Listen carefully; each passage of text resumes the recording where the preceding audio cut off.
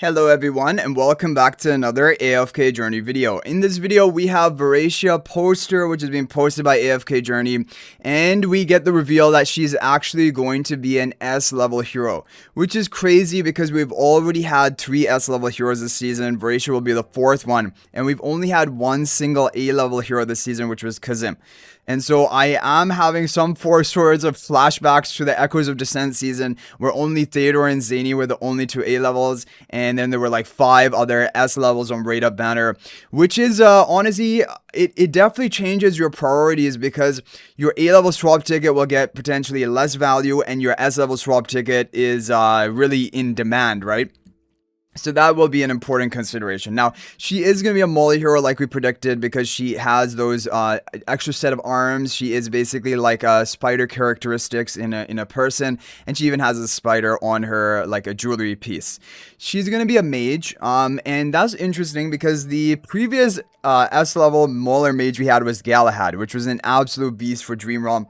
Now, I do not think that Voracia honestly is going to be a Dream Realm hero. I really am leaning towards the side of crowd control, you know, cocooning enemies, or trapping them in a web, potentially some banishment, and for PvP utility or AFK stages. That's what I'm predicting when it comes to Voracia. And in fact, there is one character in AFK Arena who is an A-level Mauler who has some of these crowd control, like cocooning type effects.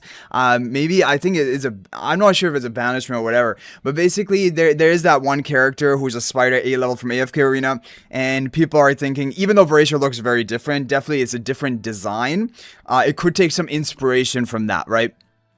So that's just one thing people are considering right now. Now, the problem though is in this season, Gwyneth is the biggest must pull of all time. You guys are now really seeing that even in Endless Dream Realm and Titan Reaver, and that is why I made that video that as soon as you basically get your swap ticket, if you didn't build up your Gwyneth up to Supreme Plus, you probably just want to invest into Orion, or if you've already built Peggy, just swap something into Gwyneth. Basically, somehow using the swap ticket, get a Supreme Plus Gwyneth, because that is going to be really important for allowing you to actually score well in this boss content. Gwyneth is demolishing even in Endless, which is, it was honestly quite unexpected. And then, of course, she's a beast in PvP as well. So Gwyneth was really the queen of this whole season. And so that will mean that Voracia, unless Voracia is really strong, which I feel like she's probably going to be more of a niche hero. But yeah, unless she's really strong, it still is going to be prioritizing Gwyneth and maybe, like, you know, Voracia on your wish list over time. Unless you're a real fan of the character and you just want to recruit for that reason. The other problem is she comes at an awkward time again because we're going to have the collab coming up.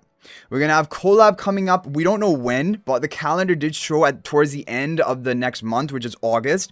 And Voracia is going to be, her banner is basically going to be running and have some overlap with the collab banner. At least that is expected.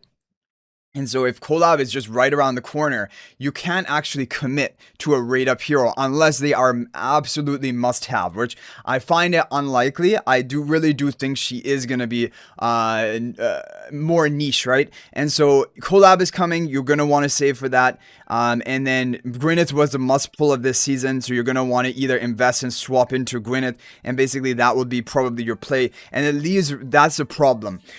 Now, the funny thing is though, Voracia is basically being released almost at the same time Hepler was released in accordance of the previous season.